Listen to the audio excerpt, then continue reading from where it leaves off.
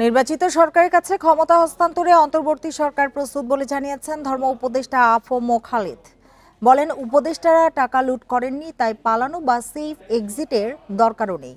এছাড়া সরকারি প্রাথমিক স্কুলে সঙ্গীত শিক্ষক নিয়োগের কার্যক্রম সরকার আপাতত এগিয়ে নেবে না বলেও জানান উপদেষ্টা। সরকারি প্রাথমিক বিদ্যালয় শিক্ষক নিয়োগ বিধিমালা 2025-এর গেজেট অনুযায়ী দেশের সব প্রাথমিক বিদ্যালয়ে সঙ্গীত শিক্ষক নিয়োগের সিদ্ধান্ত নিয়েছে অন্তর্বর্তী সরকার।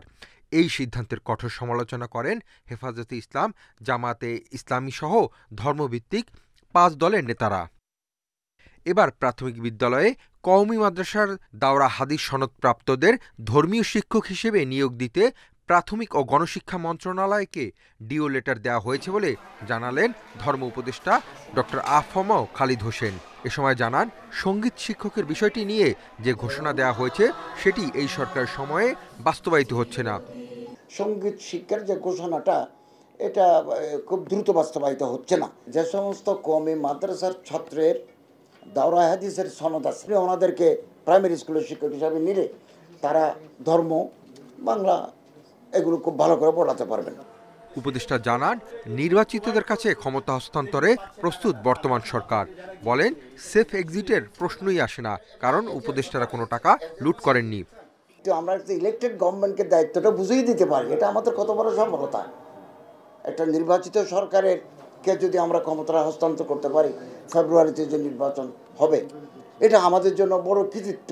সেফ এক্সিটের কোনো প্রয়োজনই নেই, আর আমরা কোনো অপরাধ করি নাই, আমরা কোনো টাকা লুট করি নাই। আগামী হজের নিবন্ধনের সময়সীমা বাড়বে বলেও জানান ধর্ম উপদেষ্টা। আমরা আশাবাদী সময় একটু বাড়তে পারে, ওনারা যদি অ্যালাউ করেন বাড়বে, এটাই আমরা ধরে নিতে পারি। কালকে সৌদি গভর্নমেন্টের সাথে আলোচনা হলেই আমরা এটা বুঝতে পারব।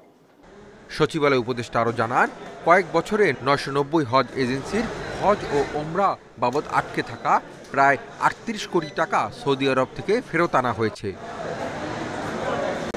Asif Mahmud Shah, independent news, Dhaka.